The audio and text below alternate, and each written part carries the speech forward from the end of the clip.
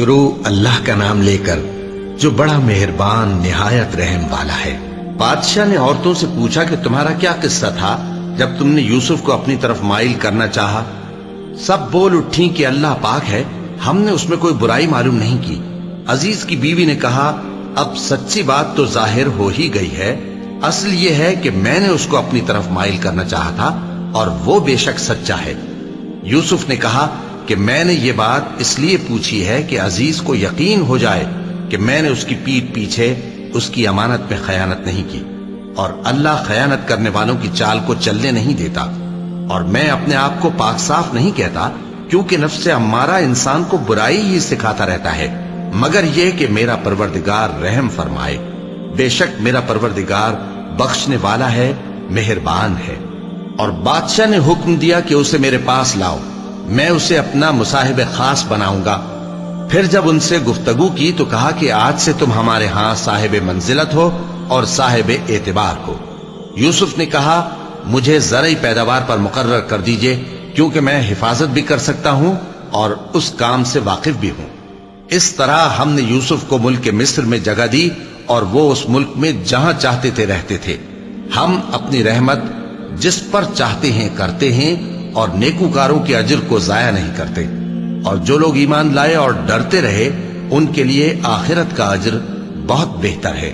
اور یوسف کے بھائی کنعان سے مصر میں غلہ خریدنے کے لیے آئے تو یوسف کے پاس گئے، تو یوسف نے ان کو پہچان لیا اور وہ ان کو نہ پہچان سکے۔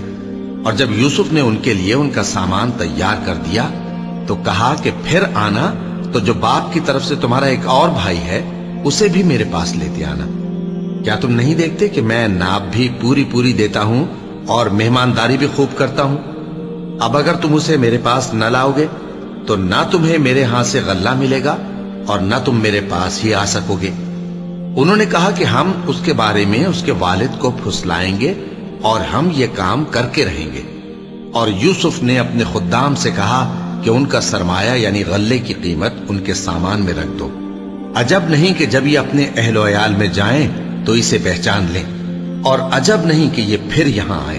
بس جب وہ اپنے والد کے پاس واپس گئے تو کہنے لگے کہ ابا، ہمارے لیے غلے کی بندش کر دی گئی ہے، تو ہمارے ساتھ ہمارے بھائی کو بھیج دیجئے تاکہ ہم پھر غلہ لائیں اور ہم اس کے نگہبان ہیں۔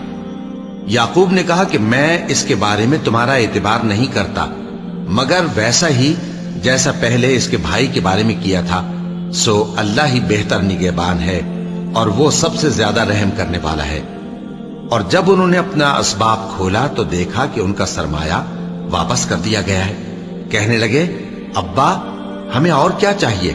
دیکھیے یہ ہماری پونجی بھی ہمیں واپس کر دی گئی ہے، اور ہم اپنے اہل و عیال کے لیے پھر غلہ لائیں گے اور اپنے بھائی کی نگہبانی کریں گے، اور ایک بار شتر زیادہ لائیں گے کہ یہ غلہ جو ہم لائے ہیں تھوڑا ہے۔ یعقوب نے کہا کہ جب تک تم اللہ کا عہد نہ دو کہ اس کو میرے پاس صحیح و سالم لے آؤ گے، میں اسے ہرگز تمہارے ساتھ نہیں بھیجنے کا، مگر یہ کہ تم گھیر لیے جاؤ یعنی بے بس ہو جاؤ تو مجبوری ہے۔ پس جب انہوں نے والد کو اپنا قول دیا تو یعقوب نے کہا کہ جو قول و قرار ہم کر رہے ہیں اس کا اللہ ضامن ہے، اور فرمایا کہ اے میرے بیٹو، ایک ہی دروازے سے داخل نہ ہونا بلکہ جدا جدا دروازوں سے داخل ہونا، اور میں اللہ کی تقدیر کو تو تم سے روک نہیں سکتا۔ بے شک حکم اللہ ہی کا ہے، میں اسی پر بھروسہ رکھتا ہوں، اور اہل توکل کو اسی پر بھروسہ رکھنا چاہیے۔ اور جب وہ ان مقامات سے داخل ہوئے جہاں جہاں سے داخل ہونے کے لیے ان کے والد نے ان سے کہا تھا، تو وہ تدبیر اللہ کے حکم کو ذرا بھی ٹال نہیں سکتی تھی۔ ہاں، وہ یعقوب کے دل کی خواہش تھی جو انہوں نے پوری کی تھی، اور بے شک وہ صاحب علم تھے، کیونکہ ہم نے ان کو علم سکھایا تھا، لیکن اکثر لوگ نہیں جانتے۔ اور جب وہ لوگ یوسف کے پاس پہنچے تو یوسف نے اپنے حقیقی بھائی کو اپنے پاس جگہ دی اور کہا کہ میں تمہارا بھائی ہوں، تو جو سلوک یہ ہمارے ساتھ کرتے رہے ہیں اس پر افسوس نہ کرنا۔ پھر جب ان کا اسباب تیار کر دیا تو اپنے بھائی کے تھیلے میں آپ خورا رکھ دیا۔ پھر جب وہ آبادی سے باہر نکل گئے تو ایک پکارنے والے نے آواز دی کہ قافلے والو، تم تو چور ہو۔ وہ ان کی طرف متوجہ ہو کر کہنے لگے کہ تمہاری کیا چیز کھوئی گئی ہے؟ وہ بولے کہ بادشاہ کا کٹورا کھویا گیا ہے، اور جو شخص اس کو لے کے آئے اس کے لیے ایک بار شتر انعام، اور میں اس کا ضامن ہوں۔ وہ کہنے لگے کہ اللہ کی قسم، تم کو معلوم ہے کہ ہم اس ملک میں اس لیے نہیں آئے کہ خرابی کریں اور نہ ہم چوری کیا کرتے ہیں۔ وہ بولے کہ اگر تم جھوٹے نکلے یعنی چوری ثابت ہوئی تو اس کی سزا کیا؟ انہوں نے کہا کہ اس کی سزا یہ کہ جس کے تھیلے میں وہ دستیاب ہو وہی اس کا بدل قرار دیا جائے۔ ہم ظالموں کو یہی سزا دیا کرتی ہیں۔ پھر یوسف نے اپنے بھائی کے تھیلے سے پہلے ان کے تھیلوں کو دیکھنا شروع کیا، پھر اپنے بھائی کے تھیلے میں سے اس کو نکال لیا۔ اس طرح ہم نے یوسف کے لیے تدبیر کی، ورنہ بادشاہ کے قانون کے مطابق وہ اپنے بھائی کو لے نہیں سکتے تھے مگر یہ کہ اللہ چاہے۔ ہم جس کے چاہتے ہیں درجے بلند کرتے ہیں، اور ہر علم والے سے بڑھ کر ایک بڑا علم والا ہے۔ برادران یوسف نے کہا کہ اگر اس نے چوری کی ہو تو کچھ عجب نہیں کہ اس کے ایک بھائی نے بھی پہلے چوری کی تھی، مگر یوسف نے اس بات کو اپنے دل میں مخفی رکھا اور ان پر ظاہر نہ ہونے دیا، یعنی زیر لب کہا کہ تم بڑے برے ہو اور جو تم بیان کرتے ہو اللہ اسے خوب جانتا ہے۔ وہ کہنے لگے کہ اے عزیز، اس کے والد بہت بوڑھے ہیں اور اس سے بہت محبت رکھتے ہیں، تو اس کو چھوڑ دیجئے اور اس کی جگہ ہم میں سے کسی کو رکھ لیجئے، ہم دیکھتے ہیں کہ آپ احسان کرنے والے ہیں۔ یوسف نے کہا کہ اللہ پناہ میں رکھے کہ جس شخص کے پاس ہم نے اپنی چیز پائی ہے اس کے سوا کسی اور کو پکڑ لیں، ایسا کریں تو ہم بڑے بے انصاف ہیں۔ آخر جب وہ اس سے نا امید ہو گئے تو الگ ہو کر صلاح کرنے لگے۔ سب سے بڑے نے کہا، کیا تم نہیں جانتے کہ تمہارے والد نے تم سے اللہ کا عہد لیا ہے اور اس سے پہلے بھی تم یوسف کے بارے میں قصور کر چکے ہو؟ تو جب تک والد صاحب مجھے اجازت نہ دیں میں تو اس جگہ سے ہلنے کا نہیں، یا اللہ میرے لیے کوئی فیصلہ کرے، اور وہ سب سے بہتر فیصلہ کرنے والا ہے۔ تم سب والد صاحب کے پاس واپس جاؤ اور کہو کہ ابا، آپ کے صاحبزادے نے وہاں جا کر چوری کی، اور ہم نے تو اپنی دانست کے مطابق آپ سے اس کے لے آنے کا عہد کیا تھا، مگر ہم غیب کی باتوں کے جاننے اور یاد رکھنے والے تو نہیں تھے، اور جس بستی میں ہم ٹھہرے تھے وہاں سے یعنی اہل مصر سے اور جس قافلے میں آئے ہیں اس سے دریافت کر لیجئے، اور ہم اس بیان میں بالکل سچے ہیں۔ جب انہوں نے یہ بات یعقوب سے آ کر کہی تو انہوں نے کہا کہ حقیقت یوں نہیں ہے، بلکہ یہ بات تم نے اپنے دل سے بنا لی ہے، تو صبر ہی بہتر ہے۔ عجب نہیں کہ اللہ ان سب کو میرے پاس لے آئے، بے شک وہ علم والا ہے، حکمت والا ہے۔ اور ان کے پاس سے چلے گئے اور کہنے لگے کہ ہائے افسوس یوسف پر، ہائے افسوس، اور رنج و الم میں ان کی آنکھیں سفید ہو گئیں اور ان کا دل غم سے بھر رہا تھا۔ بیٹے کہنے لگے کہ واللہ آپ تو یوسف کو اسی طرح یاد ہی کرتے رہیں گے یہاں تک کہ آپ گھل جائیں گے یا جان ہی دے دیں گے۔ انہوں نے کہا کہ میں تو اپنے غم و اندوہ کا اظہار اللہ سے کرتا ہوں، اور اللہ کی طرف سے وہ باتیں جانتا ہوں جو تم نہیں جانتے۔ اے بیٹو، یوں کرو کہ ایک دفعہ پھر جاؤ اور یوسف اور اس کے بھائی کو تلاش کرو، اور اللہ کی رحمت سے نا امید نہ ہونا کہ اللہ کی رحمت سے تو کافر لوگ ہی نا امید ہوا کرتے ہیں۔ پھر جب وہ یوسف کے پاس گئے تو کہنے لگے کہ اے عزیز، ہمیں اور ہمارے اہل و عیال کو بڑی تکلیف ہو رہی ہے، اور ہم یہ تھوڑا سا سرمایہ لائے ہیں، آپ ہمیں اس کے عوض پورا غلہ دے دیجئے اور ہم پر خیرات کیجئے کہ اللہ خیرات کرنے والوں کو ثواب دیتا ہے۔ یوسف نے کہا، تمہیں معلوم ہے کہ جب تم نادانی میں پھنسے ہوئے تھے تو تم نے یوسف اور اس کے بھائی کے ساتھ کیا کیا تھا؟ وہ بولے، کیا واقعی تم ہی یوسف ہو؟ انہوں نے کہا، ہاں میں یوسف ہوں، اور بن یامین کی طرف اشارہ کر کے کہنے لگے، یہ میرا بھائی ہے، اللہ نے ہم پر بڑا احسان کیا ہے۔ جو شخص اللہ سے ڈرتا اور صبر کرتا ہے تو اللہ نیکوکاروں کا اجر ضائع نہیں کرتا۔ وہ بولے، اللہ کی قسم، اللہ نے تم کو ہم پر فضیلت بخشی ہے اور بے شک ہم خطا کار تھے۔ یوسف نے کہا کہ آج کے دن تم پر کوئی ملامت نہیں، اللہ تم کو معاف کرے، اور وہ سب سے بڑھ کر رحم کرنے والا ہے۔ یہ میرا کرتا لے جاؤ، پھر اسے والد صاحب کے منہ پر ڈال دینا تو وہ بینا ہو جائیں گے، اور اپنے تمام اہل و عیال کو میرے پاس لے آؤ۔ اور جب قافلہ مصر سے روانہ ہوا تو ان کے والد کہنے لگے کہ اگر مجھ کو یہ نہ کہو کہ بوڑھا بہک گیا ہے تو مجھے تو یوسف کی بو آ رہی ہے۔ وہ بولے کہ واللہ آپ اسی قدیم غلطی میں مبتلا ہیں۔ مگر جب خوشخبری دینے والا آ پہنچا تو اس نے کرتا ان کے منہ پر ڈال دیا، سو وہ بینا ہو گئے اور بیٹوں سے کہنے لگے کیا میں نے تم سے نہیں کہا تھا کہ میں اللہ کی طرف سے وہ باتیں جانتا ہوں جو تم نہیں جانتے؟ بیٹوں نے کہا کہ ابا ہمارے لیے ہمارے گناہ کی مغفرت مانگیے، بے شک ہم خطا کار تھے۔ فرمایا میں اپنے پروردگار سے تمہارے لیے بخشش مانگوں گا، بے شک وہ بخشنے والا ہے، مہربان ہے۔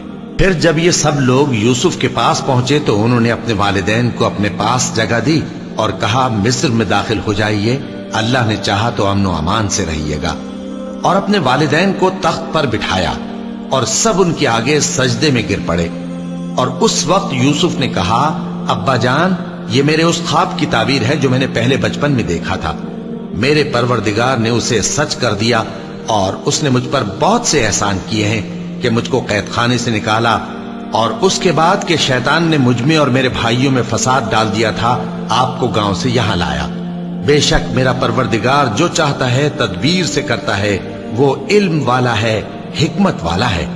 جب یہ سب باتیں ہو لیں تو یوسف نے اللہ سے دعا کی کہ اے میرے پروردگار تو نے مجھ کو حکومت سے نوازا اور خوابوں کی تعبیر کا علم بخشا۔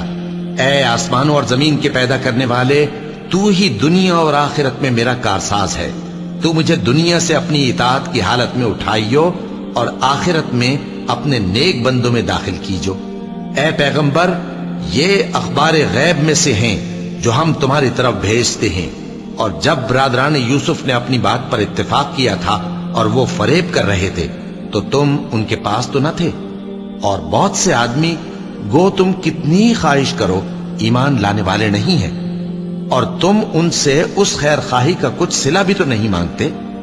یہ قرآن اور کچھ نہیں تمام جہانوں کے لیے نصیحت ہے، اور آسمان و زمین میں بہت سی نشانیاں ہیں جن پر سے یہ گزرتے ہیں اور ان کو نظر انداز کر دیتے ہیں، اور یہ اکثر اللہ پر ایمان نہیں رکھتے مگر اس کے ساتھ شرک بھی کرتے ہیں۔ تو کیا یہ اس بات سے بے خوف ہیں کہ ان پر اللہ کا عذاب نازل ہو کر ان کو ڈھانپ لے، یا ان پر ناگہاں قیامت آ جائے اور انہیں خبر بھی نہ ہو؟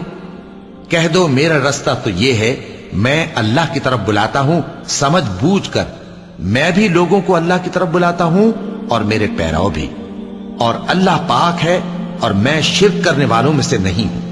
اور ہم نے تم سے پہلے بستیوں کے رہنے والوں میں سے مرد ہی بھیجے تھے جن کی طرف ہم وہی بھیجتے تھے۔ کیا ان لوگوں نے ملک میں سیر و سیاحت نہیں کی کہ دیکھ لیتے کہ جو لوگ ان سے پہلے تھے ان کا انجام کیا ہوا؟ اور متقیوں کے لیے آخرت کا گھر بہت اچھا ہے، کیا تم سمجھتے نہیں؟ یہاں تک کہ جب پیغمبر نا امید ہو گئے اور انہوں نے خیال کیا کہ اپنی نصرت کے بارے میں جو بات انہوں نے کہی تھی اس میں وہ سچے نہ نکلے، تو ان کے پاس ہماری مدد آ پہنچی، پھر جسے ہم نے چاہا بچا دیا، اور ہمارا عذاب اتر کر گناہگار لوگوں سے پھیرا نہیں کرتا۔ ان کے قصے میں عقل مندوں کے لیے عبرت ہے۔ یہ قرآن ایسی بات نہیں ہے جو اپنے دل سے بنائی گئی ہو، بلکہ جو کتابیں اس سے پہلے نازل ہوئی ہیں ان کی تصدیق کرنے والا ہے اور ہر چیز کی تفصیل کرنے والا، اور مومنوں کے لیے ہدایت اور رحمت ہے۔ شروع اللہ کا نام لے کر جو بڑا مہربان نہایت رحم والا ہے۔ الف لام میم را۔ اے نبی یہ کتاب الہی کی آیتیں ہیں، اور جو کچھ تمہارے پروردگار کی طرف سے تم پر نازل ہوا ہے حق ہے، لیکن اکثر لوگ ایمان نہیں لاتے۔ اللہ وہی تو ہے جس نے ستونوں کے بغیر آسمان جیسا کہ تم دیکھتے ہو اتنے اونچے بنائے، پھر عرش پر جلوہ افروز ہوا اور سورج اور چاند کو کام میں لگا دیا، ہر ایک میعاد معین تک گردش کر رہا ہے، وہی دنیا کے کاموں کا انتظام کرتا ہے۔ اس طرح وہ اپنی آیتیں کھول کھول کر بیان کرتا ہے کہ تم اپنے پروردگار کے روبرو جانے کا یقین کرو۔ اور وہی ہے جس نے زمین کو پھیلایا اور اس میں پہاڑ اور دریا پیدا کیے اور ہر طرح کے میووں کی دو دو قسمیں بنائیں۔ وہی رات کو دن کا لباس پہناتا ہے، غور کرنے والوں کے لیے اس میں بہت سی نشانیاں ہیں۔ اور زمین میں کئی طرح کے قطعات ہیں ایک دوسرے سے ملے ہوئے، اور انگور کے باغ اور کھیتی اور کھجور کے درخت، بعض کی بہت سی شاخیں ہیں اور بعض کی اتنی نہیں ہوتی، باوجود کہ پانی سب کو ایک ہی ملتا ہے۔ اور ہم بعض میووں کو بعض پر لذت میں فضیلت دیتی ہیں، اور اس میں سمجھنے والوں کے لیے بہت سی نشانیاں ہیں۔ اگر تم عجیب بات سننی چاہو تو کافروں کا یہ کہنا عجیب ہے کہ جب ہم مر کر مٹی ہو جائیں گے تو کیا اثر نو پیدا ہوں گے؟ یہی لوگ ہیں جو اپنے پروردگار سے منکر ہوئے ہیں، اور یہی ہیں جن کی گردنوں میں طوق ہوں گے، اور یہی اہل دوزخ ہیں کہ ہمیشہ اس میں جلتے رہیں گے۔ اور یہ لوگ بھلائی سے پہلے تم سے برائی جلدی سے مانگتے ہیں، یعنی طالب عذاب ہیں، حالانکہ ان سے پہلے عذاب واقع ہو چکے ہیں، اور تمہارا پروردگار لوگوں کو باوجود ان کی بے انصافیوں کے معاف کرنے والا ہے، اور بے شک تمہارا پروردگار سخت عذاب دینے والا ہے۔ اور کافر لوگ کہتے ہیں کہ اس پیغمبر پر اس کے پروردگار کی طرف سے کوئی نشانی کیوں نازل نہیں ہوئی؟ اے نبی، تم تو صرف خبردار کرنے والے ہو، اور ہر ایک قوم کے لیے رہنما ہوا کرتا ہے۔ اللہ ہی اس بچے سے واقف ہے جو عورت کے پیٹ میں ہوتا ہے، اور وہی پیٹ کے سکڑنے اور بڑھنے سے بھی واقف ہے، اور ہر چیز کا اس کے ہاں ایک اندازہ مقرر ہے۔ وہ چھپی اور ظاہر چیزوں کا جاننے والا ہے، سب سے بزرگ ہے، عالی رتبہ ہے۔ کوئی تم میں سے چپکے سے بات کہے یا پکار کر، یا رات کو کہیں چھپ جائے یا دن کی روشنی میں کھلم کھلا چلے پھرے، اللہ کے نزدیک برابر ہے۔ اس کے آگے اور پیچھے اللہ کے چوکیدار ہیں جو اللہ کے حکم سے اس کی نگرانی کرتے ہیں۔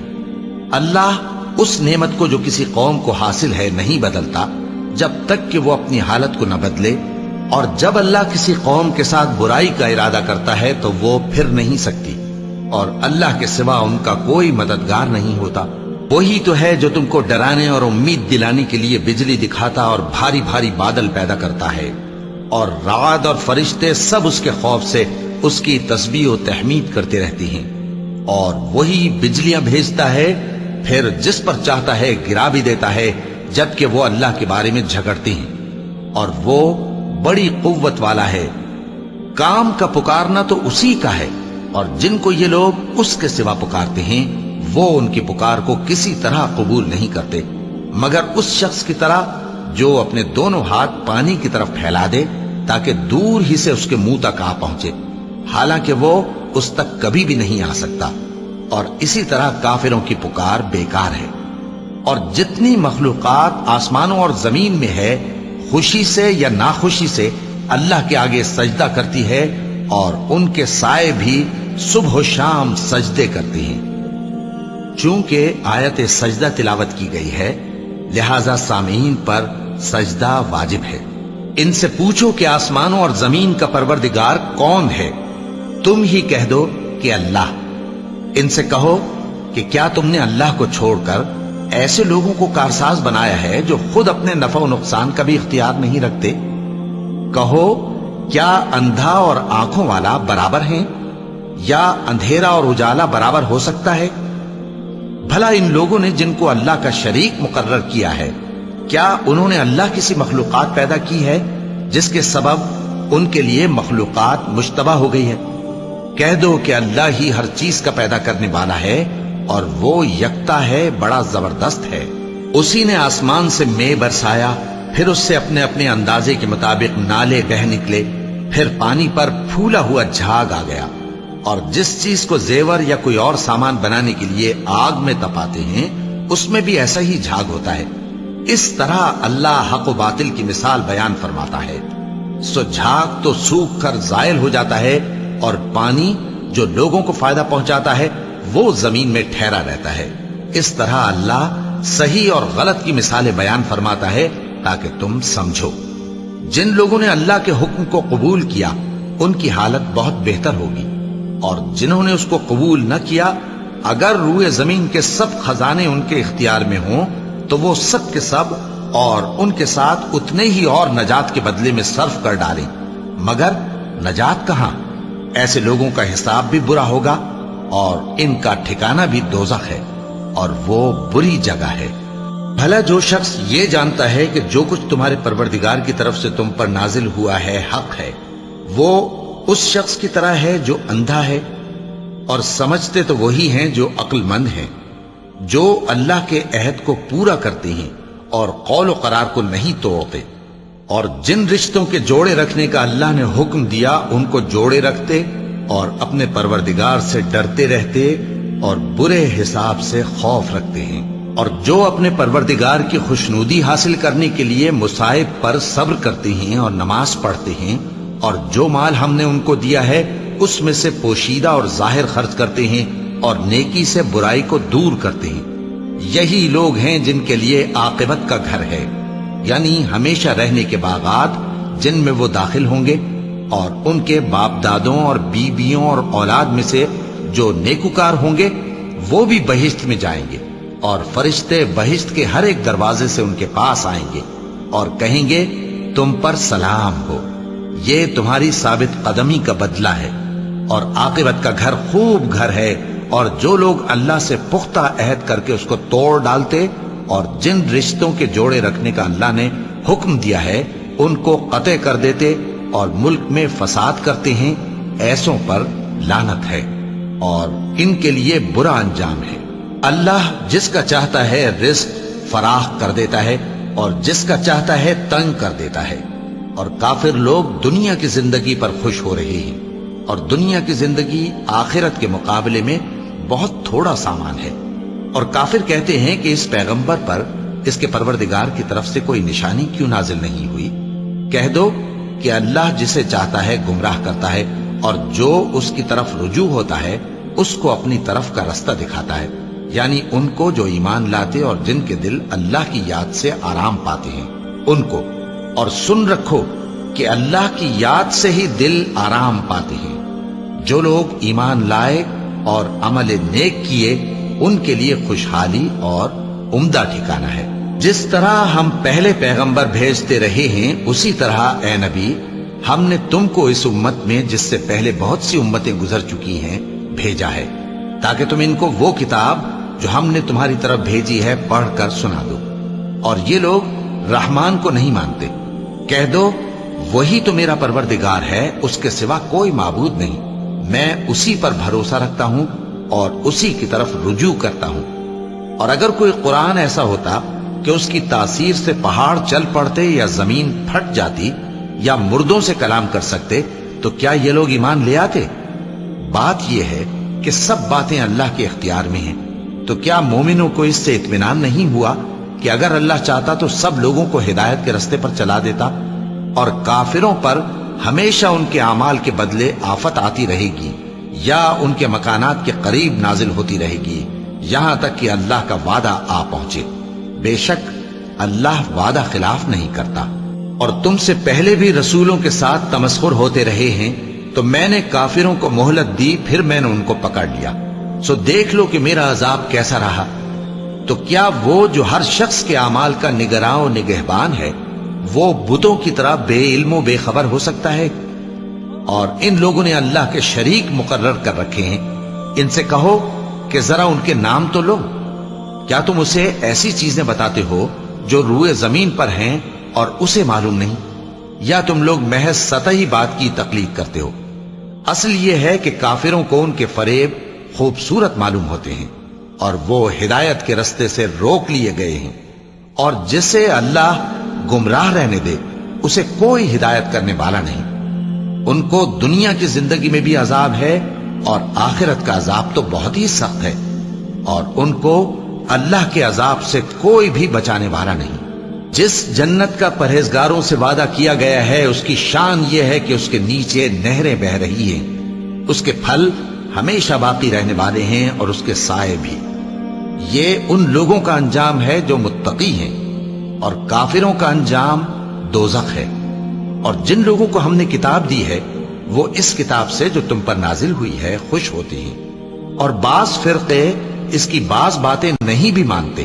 کہہ دو کہ مجھ کو یہی حکم ہوا ہے کہ اللہ ہی کی عبادت کروں اور اس کے ساتھ کسی کو شریک نہ بناؤں، میں اسی کی طرف بلاتا ہوں اور اسی کی طرف مجھے لوٹنا ہے۔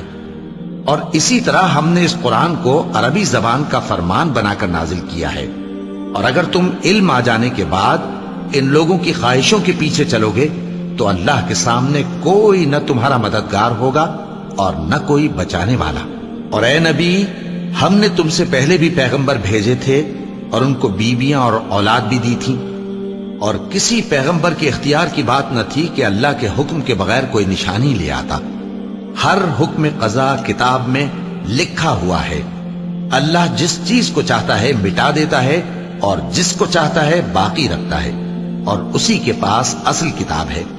اور اگر ہم کوئی عذاب جس کا ان لوگوں سے وعدہ کرتے ہیں تمہیں دکھائیں، یعنی تمہارے روبرو ان پر نازل کریں، یا تمہاری مدت حیات پوری کر دیں، یعنی تمہارے انتقال کے بعد عذاب بھیجیں، تو تمہارا کام ہمارے احکام کا پہنچا دینا ہے اور ہمارا کام حساب لینا ہے۔ کیا انہوں نے نہیں دیکھا کہ ہم زمین کو اس کے کناروں سے گھٹاتے چلے آ رہے ہیں؟ اور اللہ جیسا چاہتا ہے حکم کرتا ہے، کوئی اس کے حکم کا رد کرنے والا نہیں، اور وہ جلد حساب لینے والا ہے۔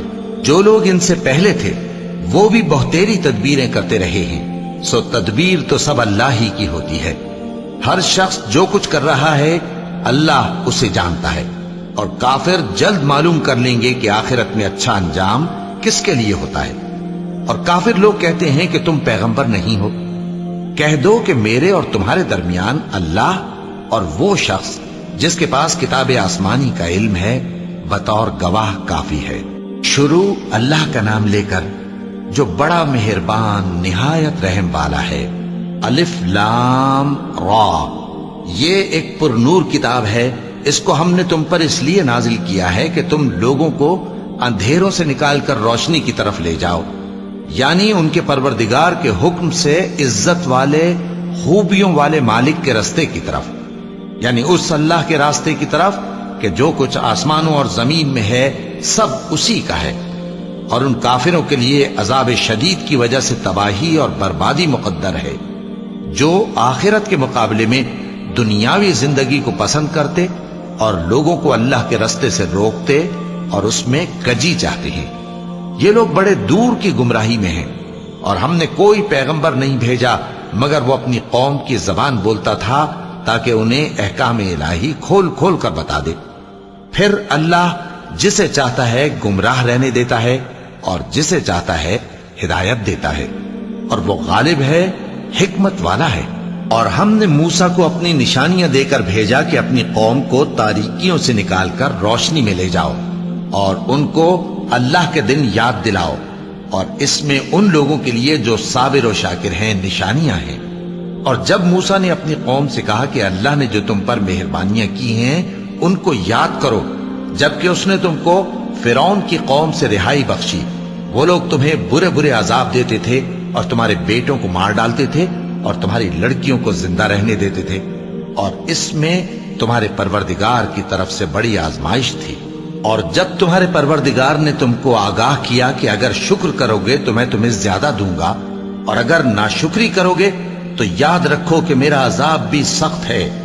اور موسیٰ نے صاف صاف کہہ دیا کہ اگر تم اور جتنے اور لوگ زمین میں ہیں سب کے سب ناشکری کرو تو بھی اللہ بے نیاز ہے، قابل تعریف ہے۔ بھلا تم کو ان لوگوں کے حالات کی خبر نہیں پہنچی جو تم سے پہلے تھے، یعنی نوح اور عاد اور سمود کی قوم اور جو ان کے بعد تھے، جن کا علم اللہ کے سوا کسی کو نہیں۔ جب ان کے پاس ان کے پیغمبر نشانیاں لے کر آئے تو انہوں نے اپنے ہاتھ ان کے منہوں پر رکھ دیے کہ خاموش رہو، اور کہنے لگے کہ ہم تو تمہاری رسالت کو تسلیم نہیں کرتے، اور جس چیز کی طرف تم ہمیں بلاتے ہو ہم کو اس میں بھاری شک ہے۔ ان کے پیغمبروں نے کہا کیا تم کو اللہ کے بارے میں شک ہے جو آسمانوں اور زمین کا پیدا کرنے والا ہے؟ وہ تمہیں اس لیے بلاتا ہے کہ تمہارے گناہ بخشے اور ایک مدت مقرر تک تم کو مہلت دے۔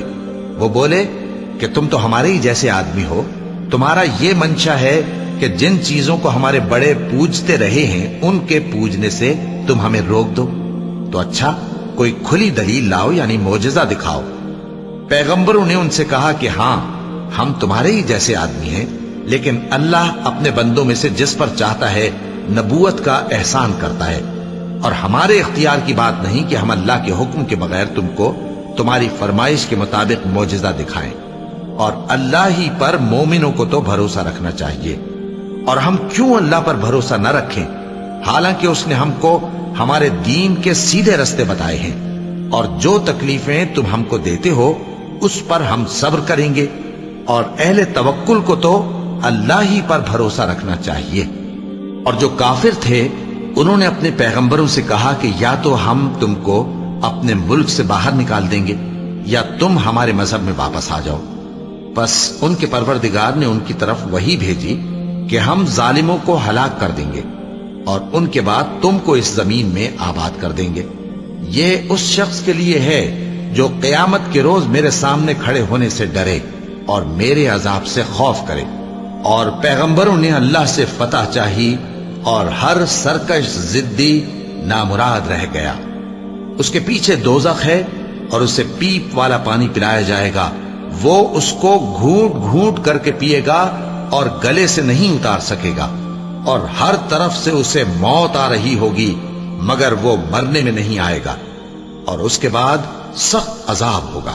جن لوگوں نے اپنے پروردگار سے کفر کیا ان کے اعمال کی مثال راکھ کی سی ہے کہ آندھی کے دن اس پر زور کی ہوا چلے جو اسے اڑا لے جائے۔ اسی طرح جو کام وہ کرتے رہے ان پر ان کو کچھ قابو نہ ہوگا۔ یہی تو پرلے سرے کی گمراہی ہے۔ کیا تم نے نہیں دیکھا کہ اللہ نے آسمانوں اور زمین کو تدبیر سے پیدا کیا ہے؟ اگر وہ چاہے تو تم کو نابود کر دے اور تمہاری جگہ نئی مخلوق پیدا کر دے، اور یہ اللہ کو کچھ بھی مشکل نہیں۔ اور قیامت کے دن سب لوگ اللہ کے سامنے کھڑے ہوں گے تو غریب پیروکار بڑے بن بیٹھنے والوں سے کہیں گے کہ ہم تو تمہارے پیرو تھے، کیا تم اللہ کا کچھ عذاب ہم پر سے دفع کر سکتے ہو؟ وہ کہیں گے کہ اگر اللہ ہم کو ہدایت کرتا تو ہم تم کو ہدایت کرتے۔ اب ہم گھبراہٹ ظاہر کریں یا صبر کریں ہمارے حق میں برابر ہے، کوئی جگہ رہائی کی ہمارے لیے نہیں ہے۔ اور جب حساب کتاب کا کام فیصل ہو چکے گا تو شیطان کہے گا جو وعدہ اللہ نے تم سے کیا تھا وہ تو سچا تھا، اور جو وعدہ میں نے تم سے کیا تھا وہ جھوٹا تھا، اور میرا تم پر کسی طرح کا زور نہیں تھا۔ ہاں، میں نے تم کو گمراہی اور باطل کی طرف بلایا تو تم نے جلدی سے اور بے دلیل میرا کہنا مان لیا۔ تو آج مجھے ملامت نہ کرو، اپنے آپ ہی کو ملامت کرو۔ نہ میں تمہاری فریاد رسی کر سکتا ہوں اور نہ تم میری فریاد رسی کر سکتے ہو۔ میں اس بات سے انکار کرتا ہوں کہ تم پہلے مجھے شریک بناتے تھے۔ بے شک جو ظالم ہیں ان کے لیے درد دینے والا عذاب ہے۔ اور جو ایمان لائے اور عمل نیک کرتے رہے وہ بہشتوں میں داخل کیے جائیں گے جن کے نیچے نہریں بہ رہی ہیں۔ اپنے پروردگار کے حکم سے وہ ہمیشہ ان میں رہیں گے، وہاں وہ ہر ملاقات پر ایک دوسرے کو سلام کہیں گے۔ کیا تم نے نہیں دیکھا کہ اللہ نے کلمہ طیبہ کی کیسی مثال بیان فرمائی ہے؟ وہ ایسی ہے جیسے پاکیزہ درخت جس کی جڑ مضبوط ہو اور شاخیں آسمان میں پھیلی ہوں۔ وہ اپنے پروردگار کے حکم سے ہر موقع پر پھل لاتا ہو، اور اللہ لوگوں کے لیے مثالیں بیان فرماتا ہے تاکہ وہ نصیحت حاصل کریں۔ اور ناپاک بات یعنی غلط عقیدے کی مثال ناپاک درخت کی سی ہے کہ وہ زمین کے اوپر ہی سے اکھیڑ کر پھینک دیا جائے، اس کو ذرا بھی قرار و ثبات نہیں۔ اللہ مومنوں کے دلوں کو صحیح اور پکی بات سے دنیا کی زندگی میں بھی مضبوط رکھتا ہے اور آخرت میں بھی رکھے گا، اور اللہ بے انصافوں کو گمراہ کر دیتا ہے، اور اللہ جو چاہتا ہے کرتا ہے۔